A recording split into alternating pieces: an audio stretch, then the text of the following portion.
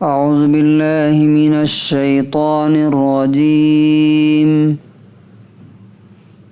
بسم الله الرحمن الرحيم كل الطعام كان حلا لبني إسرائيل إلا ما حرم إسرائيل على نفسه من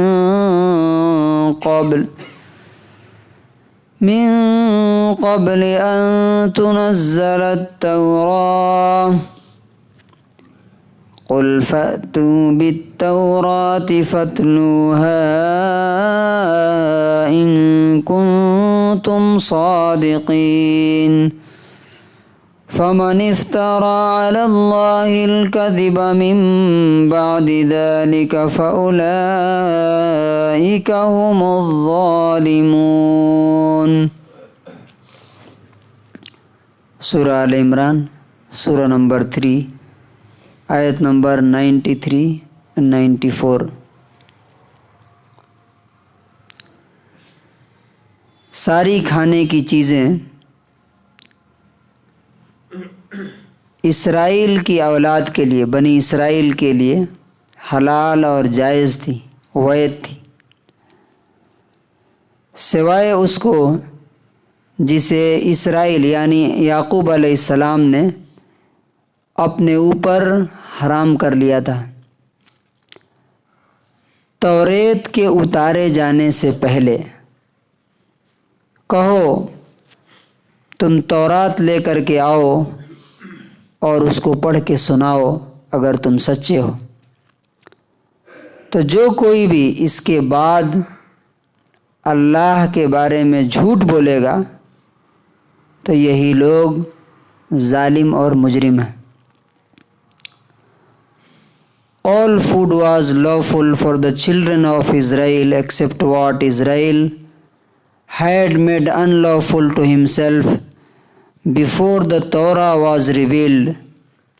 Say, bring the Torah and recite it if you are truthful. So whoever after that invents untruth about Allah, then they are truly criminals and wrongdoers۔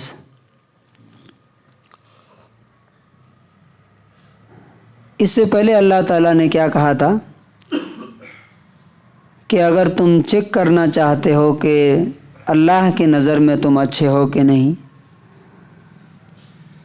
تو اس کا ایک کرائٹیریا ہے۔ وہ کیا ہے؟ کیا ہے وہ؟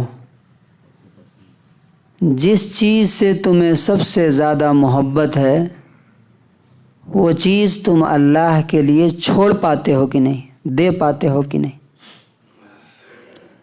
چاہے وہ کچھ بھی ہو، تمہارا ٹائم ہو، تمہارا بزنس ہو، تمہاری اولاد ہو، دوست ہو، مال ہو، کچھ بھی ہو۔ اور پھر اللہ نے کہا تھا کہ تم جو کچھ بھی کر رہے ہو اللہ تعالیٰ کو معلوم ہے۔ اب یہاں پر کیا بتایا جا رہا ہے کہ اس راستے میں کچھ لوگ بیریئر بن کے آ جاتے ہیں۔ اب جب اللہ کی طرف چلتے ہیں تو کچھ لوگ اس سے روکنے کی کوشش کرتے ہیں، تو وہ کیا کرتے ہیں؟ الٹے سیدھے آبجیکشنز، ڈاؤٹ پیدا کرنے کی کوشش۔ تو اس ٹائم کیا تھا کہ یہودی جو تھے اس وقت کے جو اسکالرس سے، ریلیجیس اسکالرس، مذہبی علماء یہودی ان کے، تو انہوں نے اسلام کے بارے میں مسلمانوں کو کنفیوژن میں ڈالنا چاہا۔ وہ کیسے؟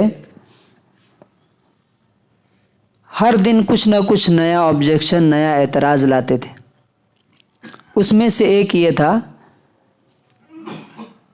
کہ اگر یہ سچا نبی ہے تو یہ جو تعلیم لایا ہے اس میں بہت ساری چیزیں جو ہماری کتاب میں توریت میں حرام تھی اس نے حلال کر دیا ہے نا۔ اور فار ایگزامپل یہاں آپ دیکھیے انڈیا میں کیا ہے، مسلمانوں پر کیا اعتراض ہوتا ہے انہیں کیسے ظالم لوگ جی ہمارے ماتا کو کاٹ کے کیا کرتے ہیں؟ کھا جاتے ہیں. کتنا بڑا ظلم ہے یہ. باضابطہ اس پر ویڈیو بنا کر کے وائرل کرائے جاتے ہیں، آپ نے دیکھا ہوگا. اور لوگوں کو اگر یہ سچے ہوتے، یہ صحیح ہوتے، تو کیا یہ اتنا بڑا ظلم کرتے؟ یہ نہیں کرتے. تو اس طرح کا سوال وہاں بھی تھا کہ کیسا نبی ہے یہ؟ اگر سچا ہوتا تو بہت ساری چیزیں جو توریت میں حرام تھی، اس سے پہلے کی کتاب میں، وہ اس نے حلال کر دیا. اس میں سے ایک چیز کیا تھی؟ اونٹ کا گوشت اور اونٹنی کا دودھ، اور ایک اور چیز خرگوش کے بارے میں آتا ہے کہ یہ تو پہلے کی کتاب میں حرام تھی. تو اللہ تبارک و تعالیٰ نے اسی کا جواب یہاں پہ دیا ہے.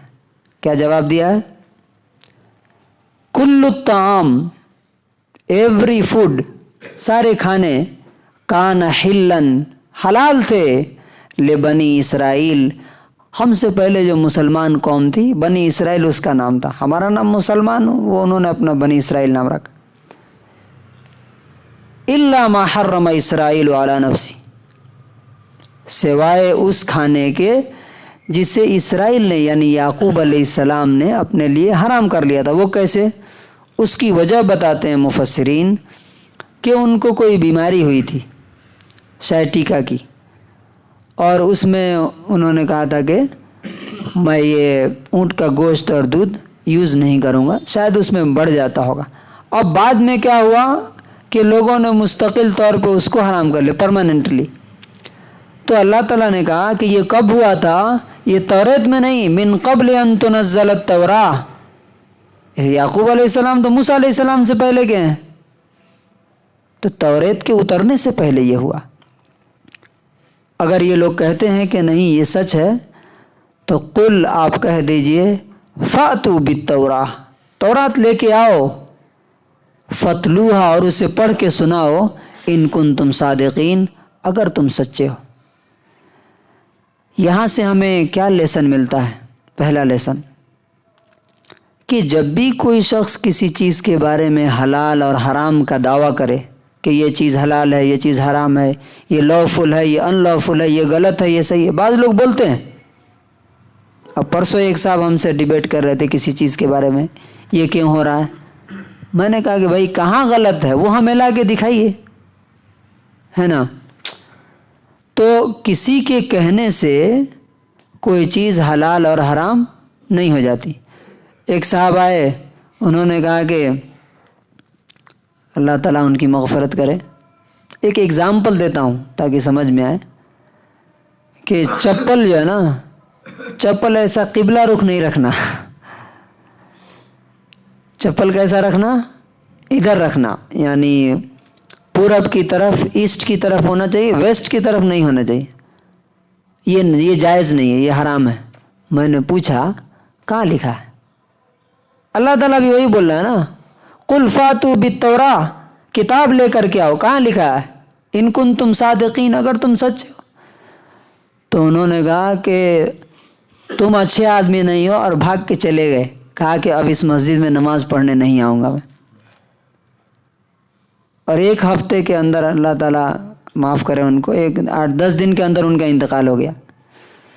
تو کیا اپنی بات انسان منوانا چاہتا ہے کسی سے؟ خود خدا بننا چاہتا ہے؟ یہاں پہ یہ سبق دیا جا رہا ہے کہ جب بھی کوئی شخص کسی چیز کا کلیم کرے، دعویٰ کرے، تمہیں کیا بولنا ہے؟ کتاب لاؤ. اس ٹائم تورات تھا، اس ٹائم کیا ہے؟ قرآن ہے، لا کر کے دکھاؤ. قرآن میں نہیں تو حدیث میں دکھاؤ.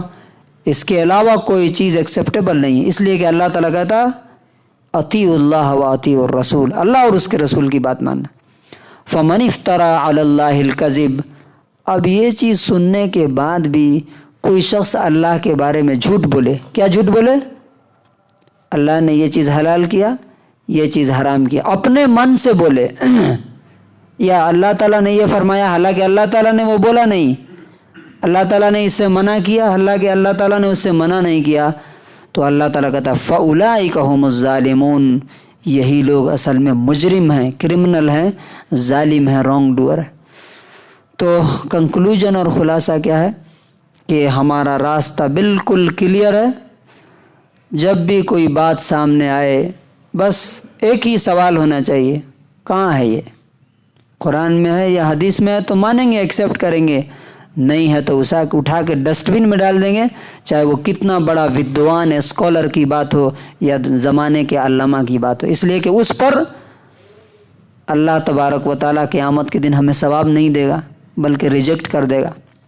اللہ تعالیٰ سے دعا ہے کہ اللہ تعالیٰ ہمیں اسی کی شریعت اور اس کے نبی کی سنت پر عمل کرنے کی توفیق نصیب فرمائے۔ سبحان